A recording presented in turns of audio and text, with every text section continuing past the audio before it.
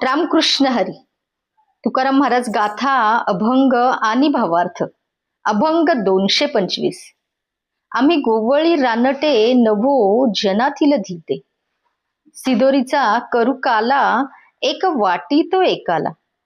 खेळो आप आपणाशी आमची ती आम्हापाशी, मिळालो नेनते तुका कान्होबा भोवते.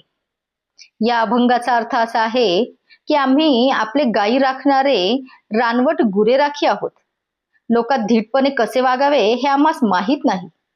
आम्ही सर्वांच्या शिदोऱ्यांचा एकच काला करू व सर्वांना वाटू. आम्ही एकमेकात खेळ खेळू. जी आमचीच मंडळी आहे ती आम्हासच येऊन मिळतील.